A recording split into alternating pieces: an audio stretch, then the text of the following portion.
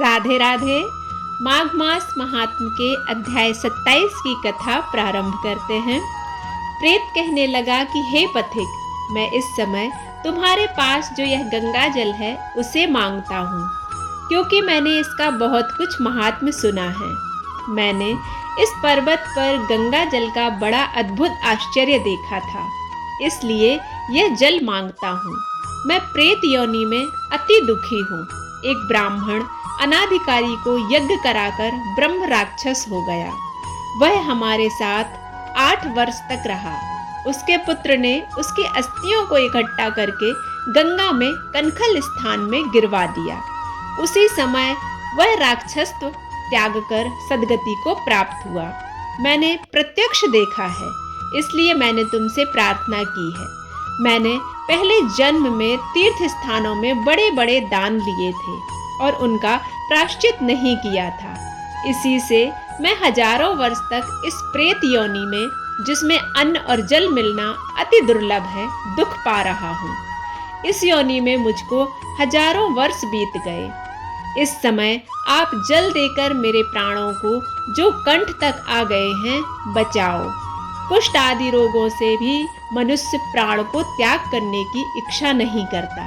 देवदूती कहने लगे कि ऐसे उस प्रेत के वचन सुनकर वह ब्राह्मण बड़ा विस्मित हुआ और वह अपने मन में विचारने लगा कि संसार में पाप और पुण्य के फल अवश्य आ पड़ते हैं। देव दानव मनुष्य कीड़े मकोड़े भी रोगों से पीड़ित होते हैं। बाल तथा वृद्धों को मरण, अंधा अथवा कुबड़ापन, ऐश्वर्य, दरिद्रता, पांडित्य तथा मूर्खता सब कर्मों से ही होता है। इस कर्म भूमि में जिन्होंने न्याय से धन इकट्ठा किया वह धन्य है।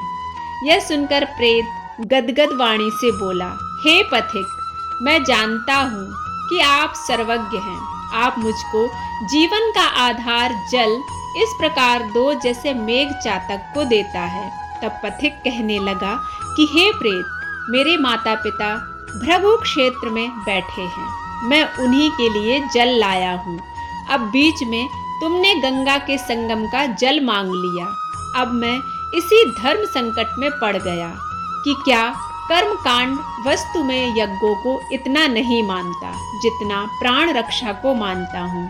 इसलिए प्रेत को जल देकर तृप्त करके माता पिता के लिए फिर जल लाऊंगा। लोमस जी कहने लगे कि इस प्रकार उस पथिक ने गंगा यमुना के संगम का जल उस प्रेत को दिया। उस प्रेत ने प्रीतिपूर्वक उस जल को पिया। उसी समय वह प्रेत शरीर को छोड़कर दिव्य देहधारी हो गया। केरल कहने लगा कि बिंदु मात्र गंगा जल से वह प्रेत मुक्त हो गया। हम समझते हैं कि ब्रह्मा भी इस जल के गुण का वर्णन नहीं कर सकते, नहीं तो महादेव जी इस जल को मस्तक पर धारण ही क्यों करते।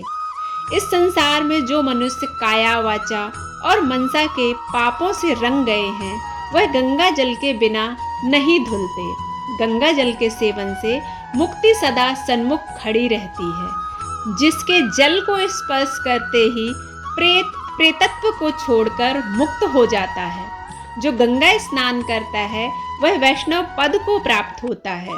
यदि संबंधी लोग गंगा जल से तर्पण करें तो नरक में रहने वाले पितर स्वर्ग लोक में चले जाते हैं और स्वर्ग में रहते हुए ब्रह्मत्व को प्राप्त होते हैं। गंगा जल के समान और कोई मुक्ति का साधन नहीं है।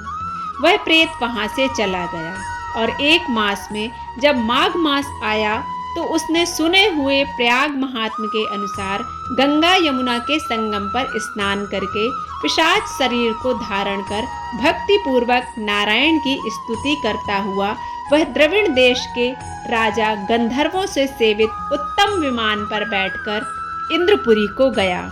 सो हे द्विज, यह इतिहास पापों का जल्दी ही नाश करता है। इसमें धर्म का ज्ञान होता है। यह पुण्य, यश तथा कीर्ति को बढ़ाने वाला है, ज्ञान तथा मोक्ष का देने वाला है। तुम भी सद्गति पाने के लिए प्रयाग चलो। वहां पर हम ऐसा स्नान करें जो देवताओं को दुर्लभ होता है। वहां पर श्राप से पैदा हुआ पिशाचपन सब नाश को प्राप्त हो जाएगा। इस प्रकार लोमश जी के मुख से अमृतमय मधुर कथा को सुनकर मानो अमृत पीकर सब प्रसन्न हुए और पाप रूपी समुद्र से पार हुए। उन्हीं के साथ सब लोगों ने दक्षिण दिशा को प्रस्थान किया।